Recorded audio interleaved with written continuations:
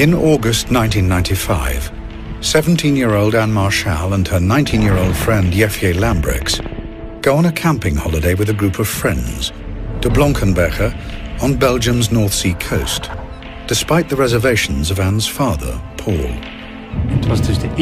This was her first time on holiday without any parents. We talked about this with her and she said, "Dad, I'm turning 18. And then my wife too said, "Well, we'll have to let her go sometime." During their holiday, Anne and Jefje attend a hypnotist show. Whilst on stage, they're filmed by a member of the audience. Later that night, Anne's father receives a disturbing call. We received a phone call from one of the friends who told us that Anne and Jefje had not returned from a show they had attended in Blankenberge the previous evening. I was really panicky. Like, something's wrong here. This doesn't add up. When Paul Marchal meets the police himself the following day, he's worried by their apparent lack of concern. So I asked, "So what are you going to do?" "Just don't worry, the girls will be back. They probably just went looking for adventure. They will most definitely show up." I was shocked. I had always thought that the police are there to make sure everything works out fine, everything works out safely.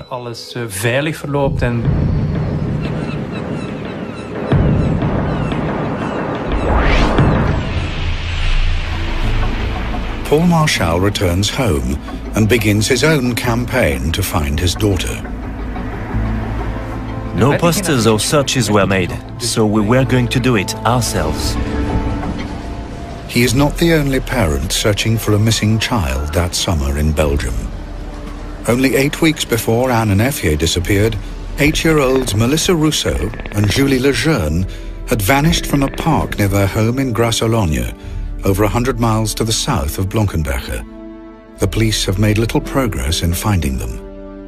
Journalist Douglas de Koning has written about the impact of Belgium's missing children throughout the 90s. It happened so often that kids disappeared. It seemed like some kind of phenomenon we started to live with. Yeah, that happens every summer. Some kids disappear. Children that disappeared from one day to another and that left no trace at all. Some politicians like Vincent de Crowley are also becoming concerned. A child disappearance was considered a relatively ordinary problem, treated like an ordinary theft. The dominant view within the Belgian police was to simply wait for 48 hours, giving priority to the theory that they had simply run away. But these first hours are critical. Studies show that 91% of abducted children are murdered within 24 hours. In Belgium, usually during the first hours, the police told the parents, "Thank you, we have written it down, but please come back to see us in a few hours or days." 6 months pass and the girls are not found. The police appear to have no leads and no idea whether they're dead or alive. The frantic parents continue their campaigns, but slowly, hope begins to fade. Only in late February of the next year, only then did I start considering it was possible that we were now searching for dead girls. With 4 girls disappearing without trace, are other children in danger? Some are being watched and stalked. Soon, more young girls will disappear.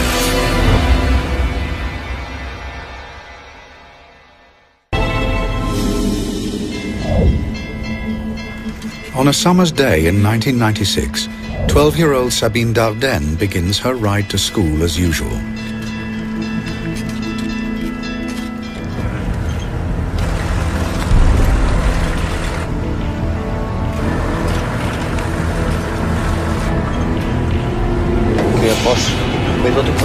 Colle.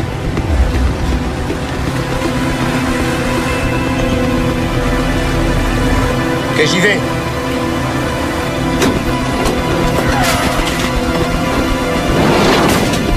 Bouge pas! Vite, vite!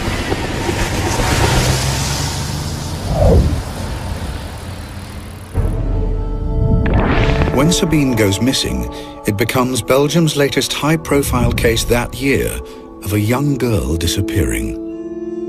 In response to growing concern, the authorities establish a missing persons unit to coordinate all the separate investigations. Among the investigators is Albert Priem. We had no clue whatsoever about any known offender. We investigated as many leads as we could, but it really was all negative.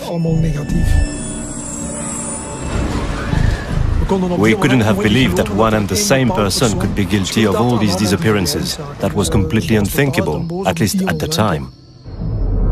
10 weeks pass, and Sabine's disappearance fades out of the headlines. Then, with investigators still struggling to establish any firm leads, another young girl is targeted. 14-year-old Laetitia Delay is walking home from her local swimming pool in Bertry, southern Belgium. She is snatched off the street in broad daylight.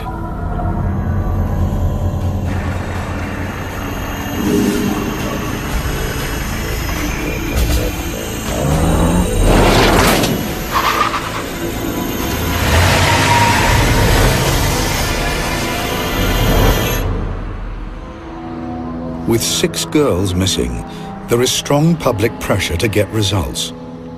Michel Demoulin, an investigator in the small town of Dinan, is one of the extra police officers drafted in to search for Laetitia. Well, on the 9th of August 1996, the day Laetitia went missing, I was called upon to participate like other investigators in searches regarding this disappearance, since the investigation so far had yielded loads of data that had to be verified.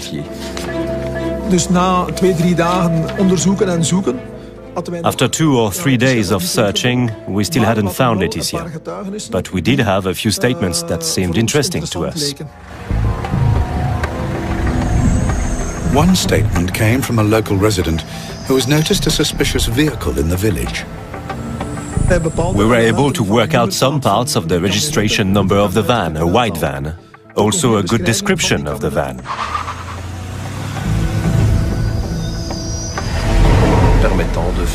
Which allowed us to make a connection with someone who had a potential profile on this kind of thing. The van is registered to a 39-year-old father of 3, an unemployed electrician called Marc Dutroux. Demoulin brings Dutroux in for questioning, along with his wife, Michel Martin, and known associate, Michel Lelièvre. I started leading the interrogation of the suspect. I always approach a suspect in the same way, which is to try and make sense of the personality I'm facing. Avez-vous suivi l'actualité de ces derniers jours? Je sais pas ce qui se passe en Belgique. J'ai pas la télé. Connaissez-vous des personnes répondant au prénom de Laetitia? Non. Vous êtes-vous déjà rendu à Bertry? Je sais pas. By now, Laetitia has been missing for 6 days. Statistically, her chances of survival are slim. With Dutroux not talking, Demoulin and his team turn to the other 2 in custody. Michel Lelièvre, a drifter and heroin addict who has been assisting Marc Dutroux, caves in under questioning. Il m'a dit, je l'ai vue. Il a remonté la rue en direction du véhicule. Lorsqu'ils sont arrivés à hauteur de la voiture, la portière était déjà ouverte. Il a poussé violemment à l'intérieur. Il a crié une fois. Dutroux's wife, Michel Martin, also confesses and attempts to distance herself from her husband. Je suis honteuse pour mon mari. Je suis sidérée par les faits commis par mon mari. J'ai conduit le véhicule jusqu'à Marcinelle. Marc est toujours resté à l'arrière, près de la fille. Michel Lelièvre's confession means Inspector Demoulin now knows that Dutroux has taken Laetitia, but he doesn't know if she's still alive. When you are looking for a victim, you're hoping to find them alive, so you do have to be firm. Nous savons tout, Monsieur Dutroux. Je veux que vous nous portiez à Marcinelle et nous montriez ce que vous avez fait avec Laetitia Delay.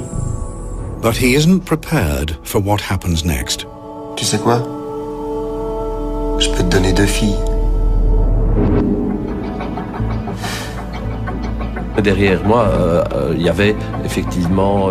Behind me, there was a poster about Sabine's disappearance. So when he told me the other one's with her, I just cast a brief glance behind me and I said, "Who, Sabine?" And he said yes.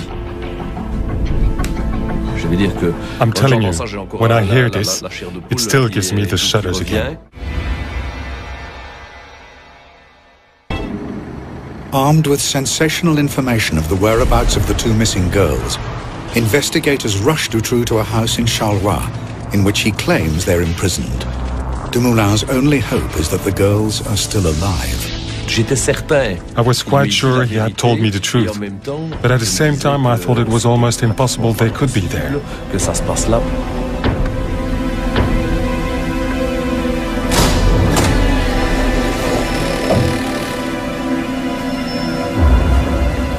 In a tiny, filthy dungeon hidden underneath the house, Dumoulin finds Laetitia Delay abducted 6 days earlier.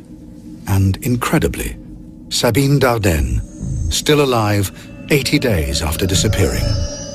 Both girls are exhausted and terrified.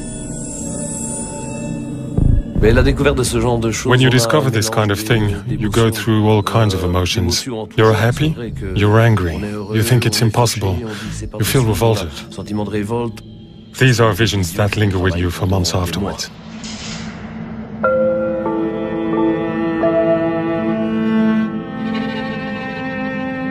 Under the full glare of the world's media, the 2 girls see daylight for the first time since their abduction. I recognized Laetitia at once, but Sabine, at first I couldn't really believe it, and I wasn't the only one.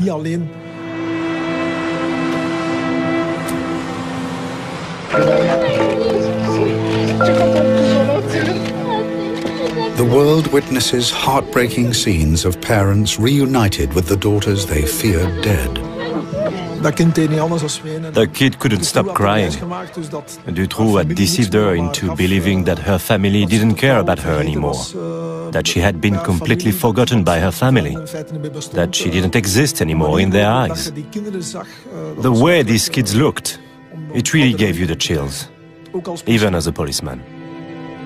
Finding the girls gives Belgium and some desperate parents hope. I was happy for Sabine and for Laetitia and for their parents, their families, for their friends. And at the same time I thought, you see, we still have hope too. But after further questioning, Dutroux leads the police to other missing girls over the following 2 days. The proceeds of crime and benefit fraud allowed Dutroux to acquire 7 houses, which offered makeshift dump sites for the young girls he abducted. Julie Lejeune and Melissa Rousseau, 2 8-year-old girls who disappeared together in June 1995, are found buried in the back garden of one of his houses.